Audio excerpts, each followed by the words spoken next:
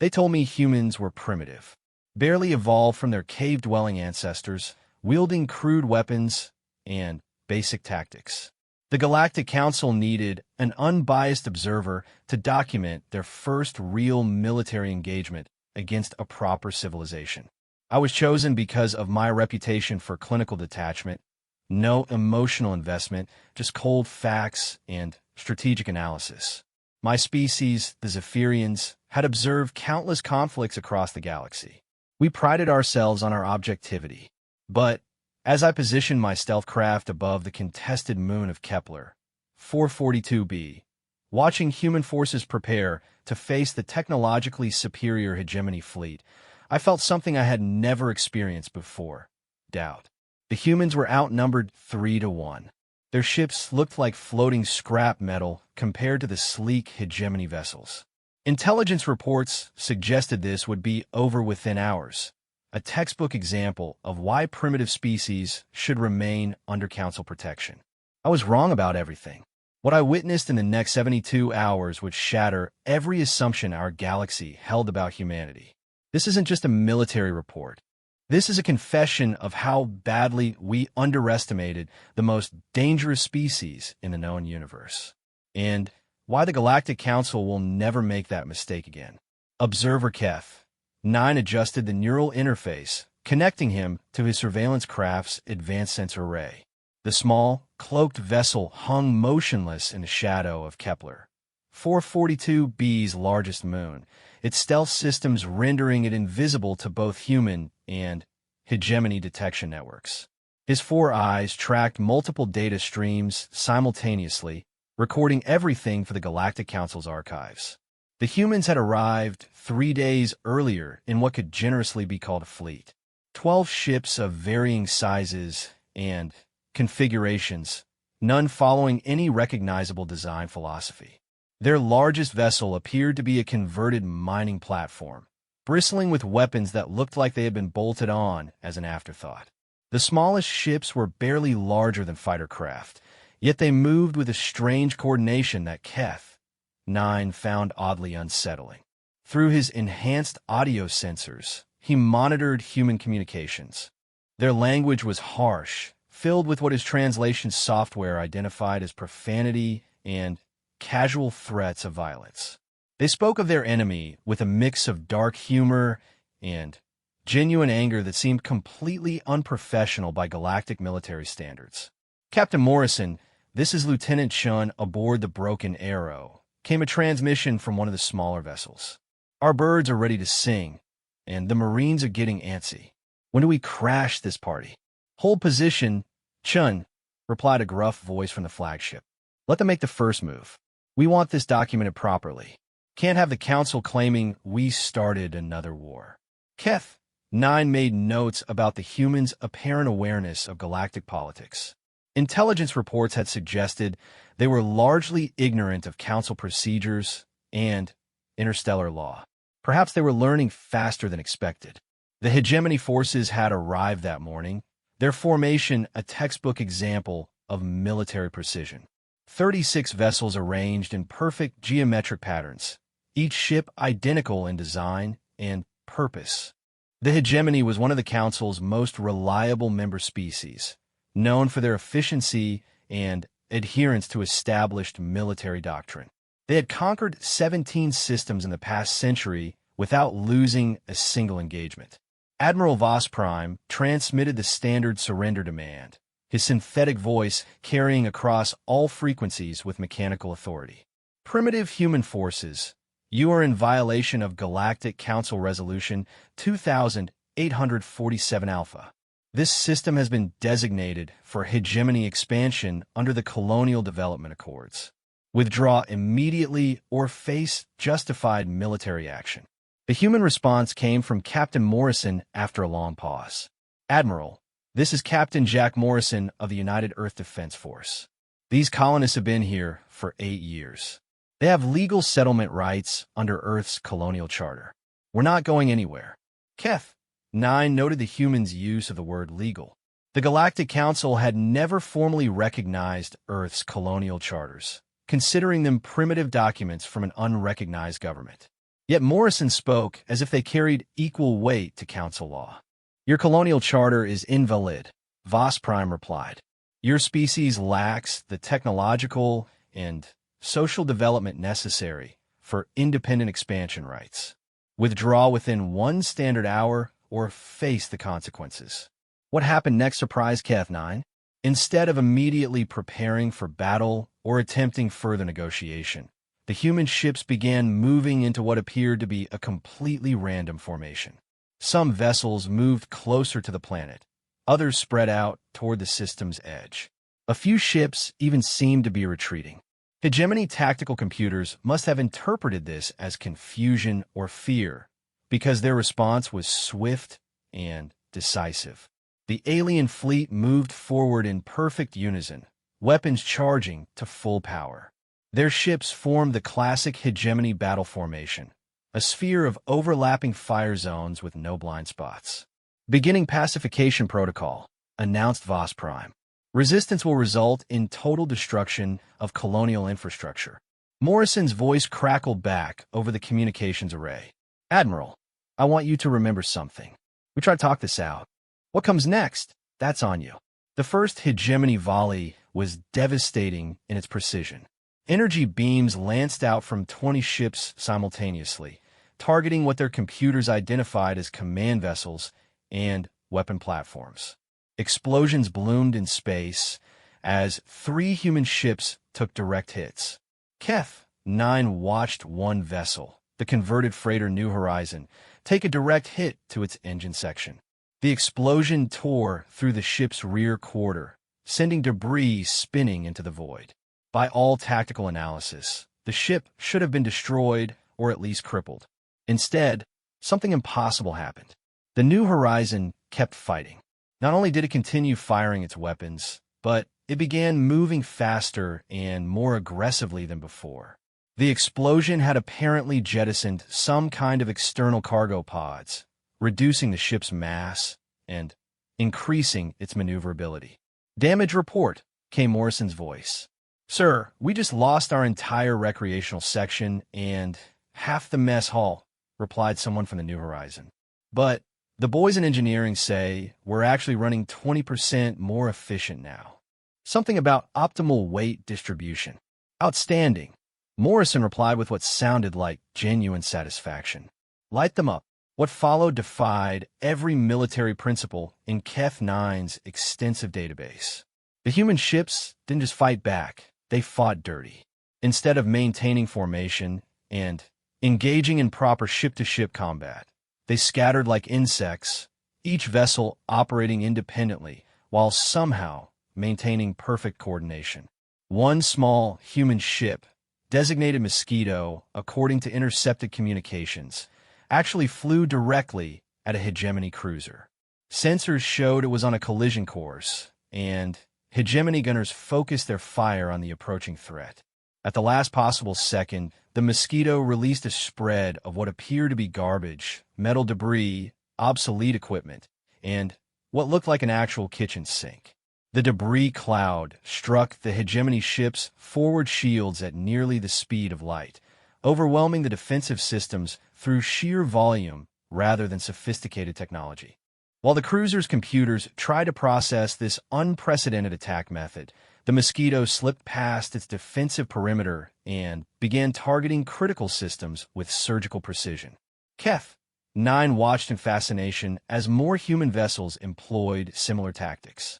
They used mining charges as improvised torpedoes, converted cargo containers into kinetic weapons, and coordinated attacks that seemed to violate several laws of physics. The hegemony formation began to show signs of strain. Their perfect geometric positioning, designed to create overlapping fields of fire, became a liability when human ships started appearing where no ship should logically be able to survive. One human vessel actually used a hegemony ship's own engine wake as camouflage, hiding in the thermal signature until it was close enough to target the alien vessel's reactor core. "Impossible," Voss Prime transmitted on an encrypted hegemony frequency that he apparently didn't realize the humans were monitoring. "Their technology is primitive. Their tactics are chaotic. How are they achieving target lock through our defensive screens? The answer came from an unexpected source, one of the human pilots broadcasting on an open channel. Because we don't fight fair, Bug Eyes. We fight to win. Keth 9 made careful notes about this exchange. The human had just revealed they were monitoring hegemony communications, something that should have been technologically impossible given their equipment limitations. Moreover, their apparent lack of concern about proper military protocol was somehow translating into tactical advantages. As the first hour of engagement concluded, Keth 9 reviewed his data with growing bewilderment. The humans had lost 4 ships to the Hegemony's 7. More importantly, they had somehow managed to damage or disable nearly half the remaining Hegemony fleet, while their own surviving vessels showed minimal degradation in combat effectiveness. The Hegemony ships that were still functional began pulling back into a tighter defensive formation. For the first time in their military history, they were retreating from a technologically inferior opponent. Morrison's voice carried across space with calm confidence. Admiral Voss Prime, you've got about 10 minutes before we start round 2. I suggest you use that time to call for reinforcements. You're going to need them. Keth 9 checked his chronometer. The engagement had lasted exactly 67 minutes. According to every military analysis model in his database, the humans should have been completely destroyed within the first 15 minutes. Instead, they were winning. As he prepared his preliminary report for the Galactic Council, Keth 9 found himself struggling to find the appropriate language to describe what he was witnessing. Standard military terminology seemed inadequate for the chaos and creativity the humans brought to combat. Perhaps most disturbing was his growing realization that this wasn't chaos at all. There was a pattern to the human attack, a method to their apparent madness that his analytical mind couldn't quite grasp. They fought like no other species in the galaxy, following rules that seemed to exist only in their collective imagination. And somehow, impossibly, it was working. Keth 9 began his transmission to Council headquarters with a simple statement that would change galactic politics forever. The humans are not what we expected. In the distance, more Hegemony ships were jumping into the system, responding to Voss Prime's emergency distress call. The real battle was about to begin, and Keth 9 had the distinct feeling that everything the galaxy thought it knew about warfare was about to be rewritten by a species that had learned to fight among the ruins of their own world. The humans were about to show the galaxy what the word massacre really meant. 23 additional Hegemony vessels materialized at the system's edge, their emergence preceded by the characteristic spatial distortions of military-grade jump drives. Admiral Zek Secondary commanded the reinforcement fleet from his flagship, the Inevitable Victory, a massive dreadnought that dwarfed anything in the human formation. Keth 9 monitored the encrypted communications between the two Hegemony commanders as Zek Secondary demanded an immediate tactical briefing. The conversation revealed the first cracks in Hegemony confidence. Voss Prime, explain your losses. Zek Secondary's voice carried the cold precision typical of Hegemony military protocol. Initial reports suggested primitive opposition with obsolete technology. The humans are unconventional, Voss Prime replied, his synthetic voice betraying subtle stress indicators that Keth 9's equipment detected. They do not follow established combat doctrine. Their tactical decisions appear random, but achieve consistent results. Impossible. Randomness cannot overcome superior technology and numbers. Keth 9 watched the human fleet's response to the reinforcements with growing fascination. Instead of showing concern about the doubled enemy force, the human ships began what could only be described as celebrating. Wild transmissions filled the communication spectrum as human crew members whooped and cheered at the sight of more targets. Morrison, you seeing this, came an excited voice from the Broken Arrow. They brought us more piñatas. Copy that, Chun. Christmas came early this year. Morrison's reply carried genuine amusement. All ships implement Murphy Protocol. Time to show these bugs what happens when you bring friends to a knife fight. Keth 9 had no idea what Murphy Protocol meant, but the results became apparent within minutes. The human ships spread out even further, moving into positions that made no tactical sense according to any military doctrine in his database. Several vessels appeared to be positioning themselves for suicide runs against the largest hegemony ships. Zek's secondary must have reached the same conclusion, because his fleet moved forward with renewed confidence. Voss Prime maintained position and provide support fire. I will demonstrate proper pacification technique. The combined hegemony fleet numbered 59 functional vessels against 8 surviving human ships. The mathematical advantage was overwhelming, the technological superiority undeniable. Every tactical analysis program Keth 9 ran indicated total human annihilation within 30 minutes. The reality proved far different. Morrison's voice cut through the tactical chatter with calm authority. All units, remember what we learned at Proxima. These bugs think in straight lines. Show them what happens when humans get creative. What followed redefined Keth 9's understanding of space combat. The humans didn't just break military convention, they shattered it completely and used the pieces as weapons. The Broken Arrow, one of their smallest vessels, suddenly accelerated to ramming speed toward Zek's secondary's flagship. Every hegemony gun turned toward the approaching threat, creating a devastating crossfire that should have vaporized the human ship instantly. Instead, at the last possible moment, the Broken Arrow split apart. Keth 9 initially thought the ship had been destroyed until his sensors detected the truth. The vessel had literally come apart into dozens of smaller craft. Escape pods, maintenance shuttles, and what appeared to be modified cargo containers, all moving independently, but maintaining their collective momentum toward the hegemony flagship. Surprise! Came Lieutenant Chen's voice from one of the pods. We brought party favors. The improvised microfleet slipped through the hegemony defensive fire through sheer numbers and unpredictability. Each small craft carried enough explosives to damage critical systems, and their tiny size made them nearly impossible to target effectively. Within minutes, the mighty inevitable victory found itself crippled by a swarm of what amounted to flying bombs piloted by humans with apparently no regard for their own safety. But the humans weren't committing suicide. Each pod was equipped with emergency teleportation devices that yanked the pilots to safety seconds before impact. The technology was crude compared to galactic standards, but it worked well enough to keep the humans alive while their vessels completed their missions. Teleporter activations detected, reported a hegemony tactical officer. The humans are extracting their personnel before impact. Impossible, Zek's secondary replied. Primitive species lack teleportation technology. Sir, they appear to be using modified mining equipment.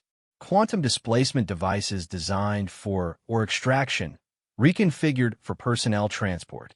Keth 9 made detailed notes about this revelation. The humans were taking equipment designed for completely different purposes and adapting it for military use. Their entire technological approach seemed based on improvisation and creative problem-solving rather than purpose-built military systems. Meanwhile, other human ships were implementing equally unconventional tactics. The New Horizon, still trailing debris from its earlier damage, had somehow rigged its cargo bay to function as a mass driver. Instead of sophisticated missiles or energy weapons, it was literally throwing chunks of metal at hegemony ships with devastating accuracy. How are they achieving such precise targeting? Voss Prime demanded as another of his cruisers took critical damage from what appeared to be a kitchen appliance, moving at significant percentage of light speed. The answer came from intercepted human communications. Tommy, you got eyes on that ugly ship at bearing 27 Mark IV? The one that looks like a pregnant whale? Yeah, I see it. Put a dishwasher through their engine room. I'll handle the pretty one with the spinning lights. Copy that. One flying dishwasher coming right up.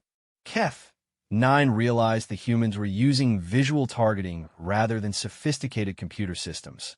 They were literally looking at their enemies and making firing decisions based on personal observation and intuition.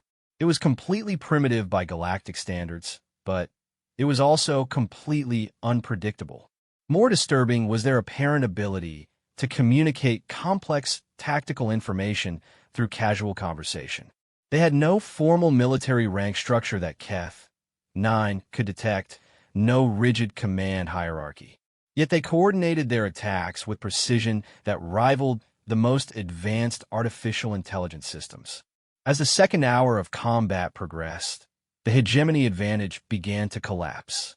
Their superior numbers meant nothing when human ships refused to engage in conventional formation fighting. Their advanced weapon systems couldn't achieve target locks on opponents that moved like no rational pilot would ever fly.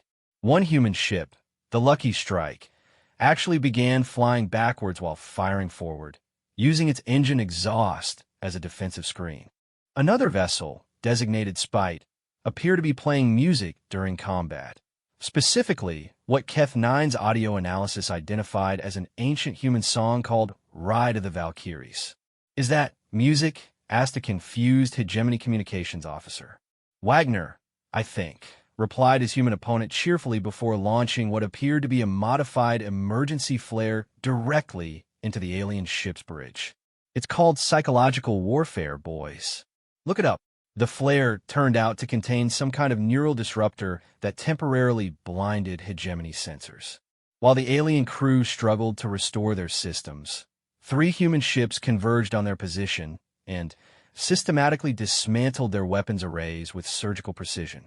Keth 9 watched Zek Secondary's flagship listing helplessly, its command systems compromised by improvised weapons, and its crew struggling to understand how their technologically superior vessel had been defeated by what amounted to flying junk held together with determination and creative engineering. "Voss Prime, we need to withdraw," Zek Secondary finally admitted. "This engagement is not proceeding according to any tactical model." "Agreed.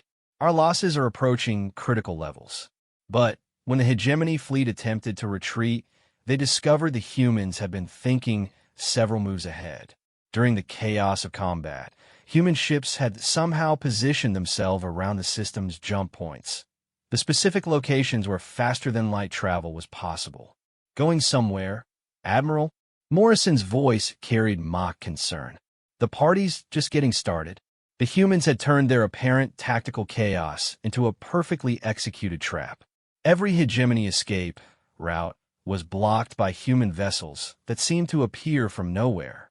Ships that the aliens thought were destroyed or crippled suddenly revealed themselves to be perfectly functional and very much in position to prevent any retreat. "This is impossible," Zek Secondary transmitted on an encrypted channel. "Our tactical computers show no way they could have predicted our withdrawal vectors." The answer came from an unexpected source, one of the human pilots broadcasting on open frequencies. "Computer prediction? We just figured you'd run for the closest exit when things got hot. Humans wrote the book on running away, Admiral. We know all the good spots." Keth 9 realized with growing amazement that the humans had used their own species' apparent character flaws as the basis for tactical planning. They understood retreat and survival instincts better than any military computer because they had lived with those instincts for millennia. As the second phase of combat concluded, 31 hegemony ships had been destroyed or disabled. The human fleet had lost 2 more vessels, but their remaining 6 ships showed no signs of reduced combat effectiveness. If anything, they seemed to be growing more confident and creative with each passing hour.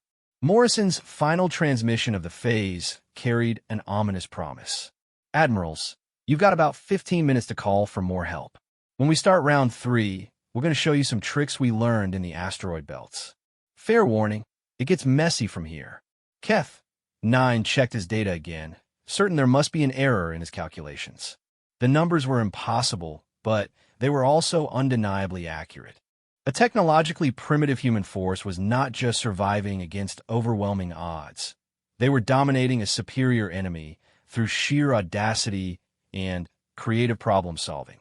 His preliminary report to the Galactic Council would have to include a recommendation that shocked him to his core: immediate reclassification of humanity as a Class A military threat. The species everyone had dismissed as primitive cave dwellers was rewriting the fundamental principles of space warfare. And they were clearly just getting started. The third wave of hegemony reinforcements arrived with enough firepower to sterilize a planet. Admiral Kes Prime commanded 112 vessels from the massive Super Dreadnought Final Authority, a ship so large it generated its own gravitational field. The Hegemony High Command had committed nearly a quarter of their total fleet to what should have been a simple pacification mission. Keth 9 monitored the command conferences between the three Hegemony admirals as they struggled to comprehend their losses. The conversations revealed something unprecedented in Hegemony military history, doubt. The humans have destroyed or disabled 87 vessels. Kesprime's voice carried the mechanical precision of advanced artificial intelligence augmentation. Explain this impossibility. They fight like no species in our database, Voss Prime replied. Their tactics appear suicidal, yet consistently achieve strategic objectives. Our battle computers cannot predict their movements because they do not follow logical patterns. Then, we will eliminate the need for prediction, Kesprime decided. Deploy the annihilation grid. If conventional tactics fail, we will simply destroy everything in this system. Keth 9 felt a chill run through his observation equipment as he detected the massive energy buildup from the Hegemony fleet. The annihilation grid was a theoretical weapon system that created interlocking fields of destructive energy across an entire star system. Nothing could survive within the grid's boundaries. Not planets, not asteroids, certainly not spacecraft. The humans seemed unconcerned by this development. If anything, their communications suggested excitement. Morrison, they're charging up something big, reported Shun from her position near the system's asteroid belt. Energy readings are off the charts.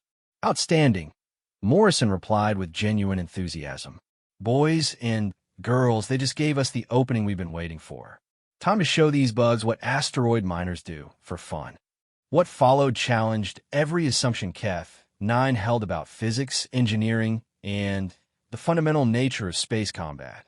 The human fleet suddenly dispersed toward the system's asteroid belt, moving at speeds that should have torn their ships apart.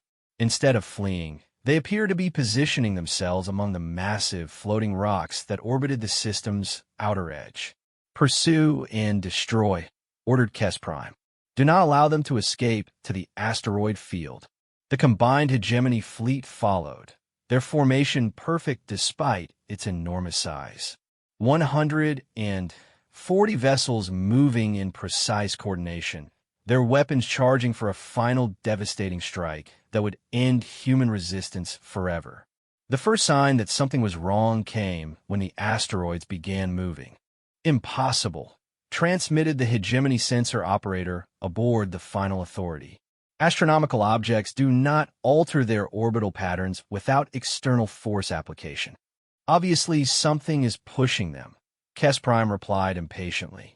Identify the source and eliminate it.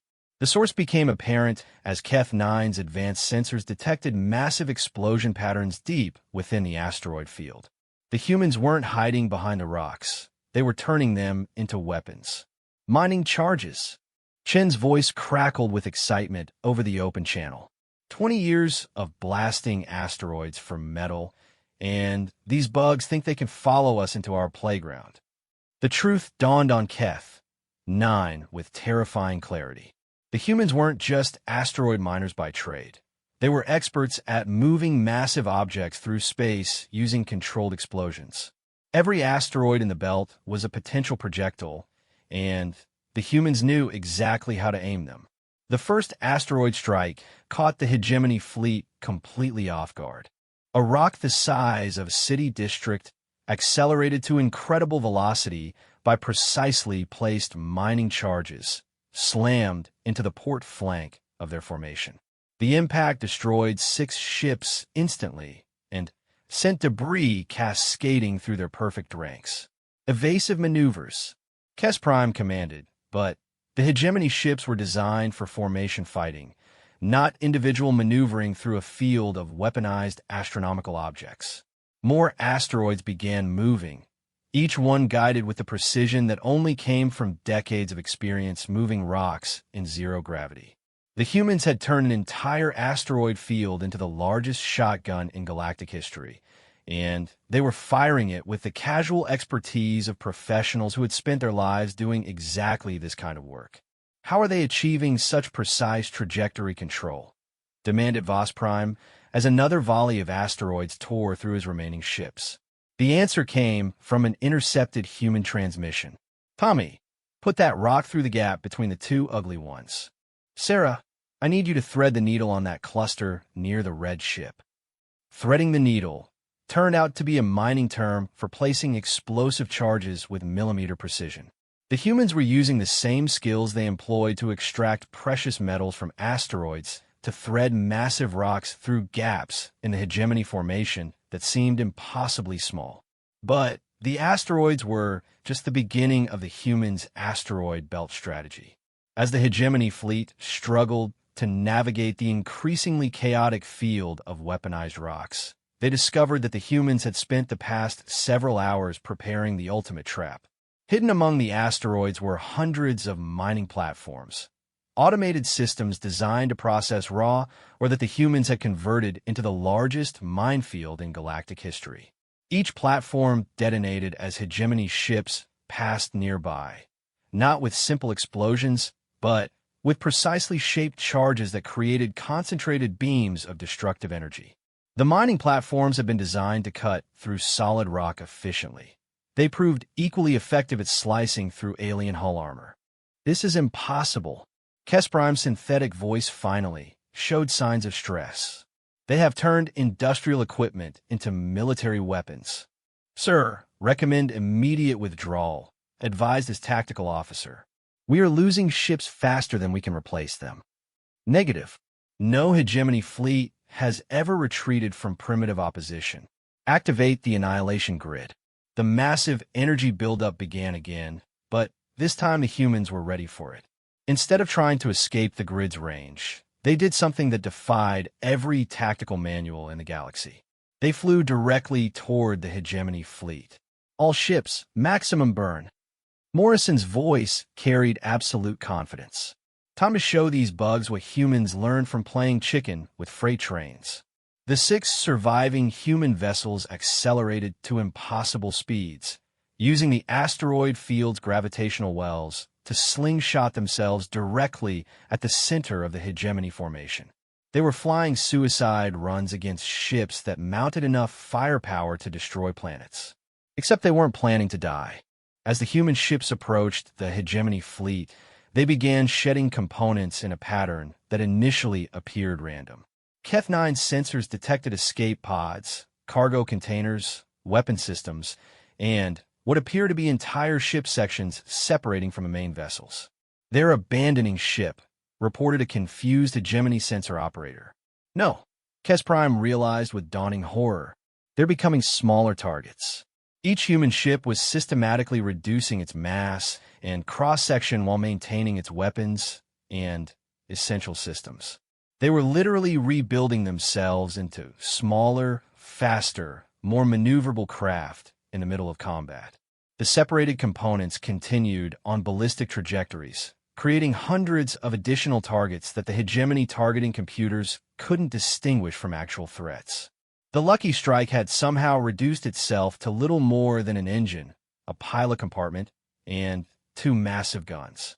Flying at a significant percentage of light speed, it tore through the hegemony formation like a bullet through tissue paper, its weapons firing continuously as it passed between capital ships that couldn't rotate fast enough to track its movement. Impossible, Kesprime transmitted. Ships cannot reconfigure themselves during combat operations. Obviously, no one told the humans that. Came Morrison's reply as his own vessel, now reduced to a third of its original size, began its attack run on the final authority itself. The annihilation grid finally activated, filling space with a lattice of destructive energy that should have incinerated everything within 1,000,000 kilometers. The humans flew through it as if it didn't exist, using the grid's own energy patterns to mask their approach vectors. Keth, 9 realized they were using the hegemony's ultimate weapon as camouflage, hiding in the very energy fields designed to destroy them. Only pilots with an intimate understanding of energy physics and an apparently suicidal disregard for safety margins could have attempted such a maneuver. The human attack reached its climax as all 6 remaining vessels converged on the final authority simultaneously. Instead of trying to destroy the massive ship, they focused on very specific targets: communication arrays, sensor nodes, and command systems. Within minutes, the flagship of the hegemony fleet was deaf, blind, and unable to coordinate with the rest of its forces. Without central command, the perfectly coordinated hegemony formation began to collapse into chaos. Grid command compromised, reported the final authority's tactical officer. Annihilation grid powering down to prevent friendly fire incidents. Restore communications. Kesprom demanded. Impossible, sir. The humans have systematically destroyed every external communication system. We're operating on internal ship systems only. Morrison's voice came over the emergency broadcast frequency, somehow reaching every ship in the hegemony fleet despite their communication blackout. Admirals, this is your final warning. You've got exactly 10 minutes to gather up your toys and leave our system. After that, we start targeting life support systems. The threat was delivered with the same casual tone the humans had used throughout the entire engagement, but its implications were terrifying. The humans had just demonstrated the ability to completely neutralize a vastly superior force without destroying it outright. They were offering the hegemony a chance to retreat with their lives. More importantly, they had shown they could have targeted life support systems from the beginning. Every hegemony ship could have been turned into a tomb hours ago, but the humans had chosen to disable rather than kill when possible. Keth 9 made careful notes about this revelation. The humans weren't just superior fighters. They were exercising restraint even while demonstrating overwhelming tactical dominance. They fought with a moral code that somehow coexisted with utterly ruthless effectiveness. As the third phase of combat concluded, the hegemony fleet was effectively eliminated as a fighting force. Over 150 ships destroyed, disabled, or cut off from command authority. The human fleet numbered 6 heavily modified, but still functional vessels. The mathematical impossibility was now undeniable. A small force of technologically primitive humans had defeated the largest military operation in hegemony history using nothing but creativity, expertise gained from civilian occupations, and a complete disregard for conventional military wisdom. Keth 9 began composing his report with hands that trembled slightly. The Galactic Council needed to understand what they were dealing with, but he wasn't sure the language existed to adequately describe what he had witnessed. The humans weren't just good at fighting. They were good at fighting in ways that no other species had ever imagined possible. And they were clearly nowhere near finished demonstrating their capabilities. The emergency session of the Galactic Council High Command took place via quantum encrypted communication networks that spanned half the galaxy. Keth 9 listened to the increasingly panicked discussions as military leaders from 17 different species tried to comprehend how a primitive human force had annihilated the most powerful fleet in hegemony history. Observer Keth 9 came the synthesized voice of Council Speaker Moore 7. Your preliminary reports suggest tactical impossibilities. Request clarification of data accuracy. All data verified through multiple sensor arrays. Keth 9 replied carefully. The humans have achieved complete tactical victory against overwhelming odds through methods that do not appear in any military database. Explain their methodology, demanded Fleet Admiral Zex of the Altarian Defense Corps. Keth 9 consulted his notes, still struggling to find appropriate terminology. The humans appear to fight as if warfare is a creative exercise rather than a technical challenge. They adapt equipment designed for civilian purposes, coordinate through informal communication networks, and employ tactics that prioritize psychological impact over mathematical efficiency. The silence that followed this explanation lasted nearly 30 seconds, an eternity in high-level military communications. "Are you suggesting," came another voice, "that the humans are winning through psychological warfare?" Before Keth, 9 could respond, new activity in the Kepler 442 system demanded his attention. The battered remnants of the hegemony fleet were attempting to regroup at the system's edge, while something unprecedented was happening in human space. More human ships were arriving. Not military vessels, but converted civilian craft, mining ships, cargo haulers, passenger liners, and what appeared to be private yachts. All had been hastily fitted with weapons that looked like they'd been assembled in someone's garage. The new arrivals brought the human force to nearly 50 vessels, though calling them a fleet was generous. "Morrison, this is Captain Sarah Chun aboard the Prophet Margin," came a transmission from one of the new arrivals. "Heard you boys were having a party and needed some extra hands. Good to see you, Sarah. We've got plenty of targets left if you're feeling social." Keth, 9 realized with growing amazement that the human military wasn't an organized force in any traditional sense. It was an ad hoc collection of civilian volunteers who had apparently dropped whatever they were doing to join a battle in progress. They had no formal training, no standardized equipment, and no apparent command structure beyond mutual cooperation. They were also completely fearless. First time shooting at aliens, transmitted someone from a converted freight hauler. "Any special techniques I should know about?" "Same as shooting pirates," Morrison replied. "Aim for the shiny bits and try not to hit our guys." "Copy that." One order of alien-flavored justice, coming right up. The psychological effect on the surviving hegemony forces was immediate and devastating. They had just witnessed their entire tactical doctrine destroyed by a handful of human ships. Now, they faced dozens more vessels crewed by what appeared to be armed civilians with no concept of proper military procedure. Kes Prime, now commanding from a secondary vessel after losing his flagship, attempted one final strategic maneuver. All remaining units, implement Fortress Protocol, form defensive perimeter, and call for additional reinforcements.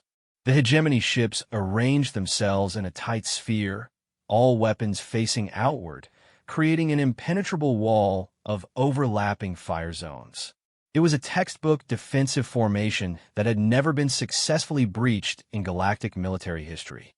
The humans' response was immediate and completely unexpected. They laughed. "Morrison, you seeing this?" came Chen's voice, filled with genuine amusement. "They just made themselves a big round target." "Copy that." "Anyone got a spare singularity torpedo?" "No." "How about a black hole generator?" "Also no." "Well, I guess we'll have to do this the hard way." The human ships spread out in what appeared to be a random pattern, moving at different speeds and vectors that made no tactical sense. Some ships flew directly away from the hegemony formation, others moved in circles, and a few appear to be playing some kind of elaborate game of tag with each other. Keth, 9 watched this apparent chaos with growing confusion until the pattern became clear. The humans weren't attacking the hegemony formation. They were surrounding it on 3 dimensions, creating a sphere within a sphere. More importantly, they were moving in a way that forced the hegemony ships to constantly rotate their defensive positions. "Psychological pressure," Keth, 9 murmured as he understood the tactic. "They're creating stress through unpredictability." The hegemony formation began showing signs of strain as gunners tried to track dozens of targets that never moved in straight lines. Their perfect defensive sphere started developing gaps as ships adjusted their positions to keep weapons trained on the most immediate threats. "Unknown tactical pattern," reported a hegemony sensor operator. "Cannot predict attack vectors. Maintain formation integrity," Kes Prime commanded. "Do not break ranks." But human psychology proved more effective than any weapon. The constant movement, the casual communication chatter, and the apparent complete lack of fear created an atmosphere of inevitability that began to affect hegemony decision-making. "Sir, recommend immediate withdrawal," advised the tactical officer aboard Kes Prime's command ship. Our psychological evaluation systems show increasing stress indicators among all crew members. Negative. We are hegemony. We do not flee from primitives. The human attack, when it finally came, was unlike anything in military history. Instead of concentrating fire on specific targets or attempting to breach the defensive formation, they simply started talking. "Hey, bug eyes in the pretty blue ship," came a transmission directed at one of the hegemony vessels. "Nice paint job. Shame if something happened to it." "Thanks," came another voice. "I was just thinking the same thing about the ship with all the shiny lights." Very festive. Perfect target practice. The psychological warfare was casual, conversational, and absolutely devastating. The humans were treating the most advanced military formation in galactic history like targets at a shooting gallery, discussing their destruction with the same tone they might use to comment on the weather. More disturbing for the hegemony forces was the humans' apparent ability to identify and address specific ships within their formation.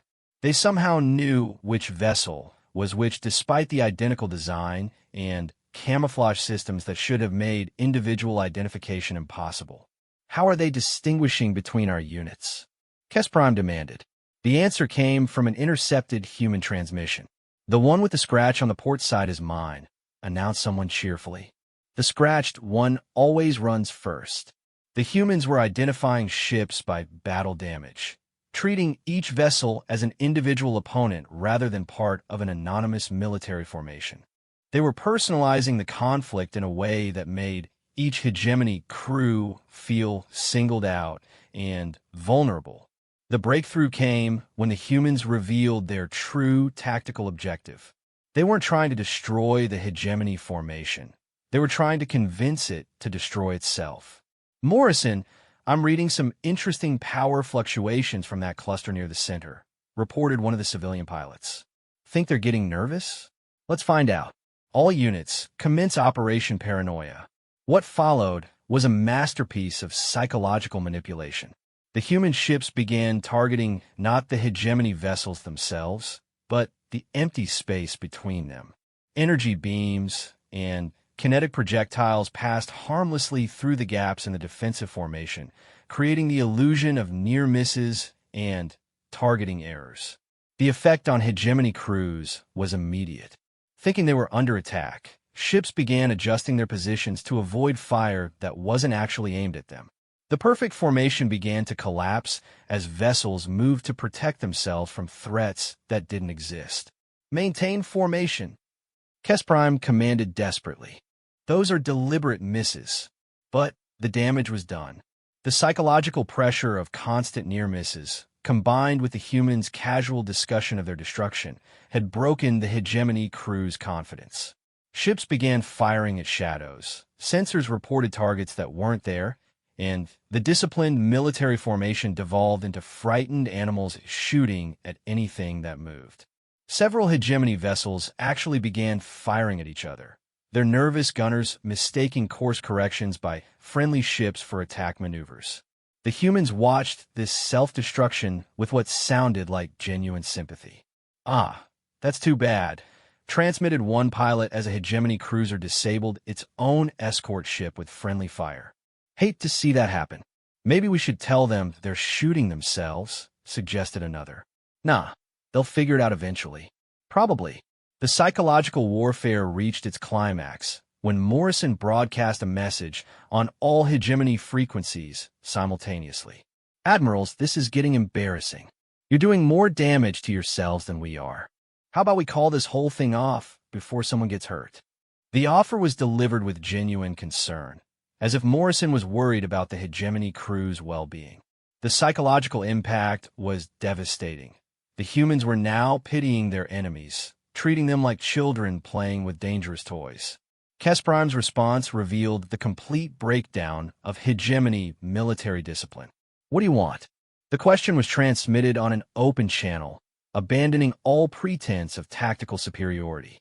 "Same thing we wanted 3 days ago," Morrison replied calmly. "For you to leave our colonists alone. Pack up your toys, go home, and we'll pretend this whole thing never happened. And if we refuse, Morrison's answer carried the quiet confidence of someone who held all the advantages. Admiral, you've lost over 200 ships to our 8 casualties. At this point, refusing would just be stubborn. The silence that followed lasted nearly 5 minutes. Finally, Kes Prime transmitted the order that no hegemony commander had ever given in the species' military history. All units, prepare for emergency withdrawal. Operation Pacification is terminated. As the surviving hegemony ships began their retreat, Kef 9 completed the most disturbing report in Galactic Council history. The humans hadn't just won a military engagement. They had psychologically broken the most disciplined fighting force in the galaxy, using nothing but creativity, conversation, and a complete understanding of how fear worked in the minds of their enemies. They had turned warfare into a psychological art form, and they were masters of the medium. The implications were staggering, and Kef 9 knew that everything the galaxy thought it understood about military conflict was about to change forever. 3 months after the Battle of Kepler, 442b, Observer Kef 9 found himself in the unprecedented position of briefing the full Galactic Council Assembly. Representatives from 847 civilized worlds filled the vast chamber, their attention focused entirely on his analysis of what was being called the human incident. The holographic display showed the final statistics. 847 hegemony vessels deployed across 4 separate engagement phases. 739 destroyed, disabled, or captured. Human losses, 8 ships, 23 casualties, all injuries rather than deaths. The numbers were so impossible that 3 different council investigative committees had spent weeks verifying their accuracy. Observer Keth 9 spoke Council Primes in Alpha, her crystalline voice carrying across the chamber. Your report suggests that humanity represents a fundamental shift in galactic military capability. Explain your recommendations. Keth 9 activated his presentation system, displaying footage from the battle that still seemed impossible even after months of analysis. Honored Council, humanity does not represent a shift in military capability. They represent a complete redefinition of what military capability means. The first hologram showed human ships moving through space in patterns that violated every tactical principle known to galactic civilization. Traditional warfare is based on mathematical principles: optimal formations, efficient resource allocation, predictable tactical responses. Humans fight as if mathematics is merely a suggestion. Murmurs rippled through the assembly as representatives watched a human cargo hauler somehow outmaneuver 3 hegemony interceptors while firing weapons that appeared to have been cobbled together from mining equipment. They employ what I have termed adaptive creativity, Keth 9 continued. Where other species develop technology for specific purposes, humans appear capable of repurposing any tool for any objective. A mining laser becomes a precision weapon.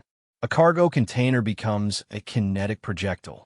A kitchen appliance becomes a guidance system. The next series of images showed human crews working in their improvised command centers. Unlike the sterile, efficient bridges of galactic military vessels, human ships looked like workshops filled with jury-rigged equipment and personal modifications. More significantly, Keth 9 explained, they appear to fight as individuals who choose to cooperate, rather than as units programmed for specific functions. This creates tactical flexibility that our analytical systems cannot predict or counter. Ambassador Vel 9 of the Centauri Collective raised a crystalline appendage. Observer Keth 9, are you suggesting that chaos is superior to order? Not chaos, honored Ambassador. Controlled improvisation. The humans maintain consistent strategic objectives while allowing tactical methods to evolve in real time based on immediate circumstances. They fight the war they encounter, not the war they plan for. The holographic display shifted to show communications intercepts from a battle.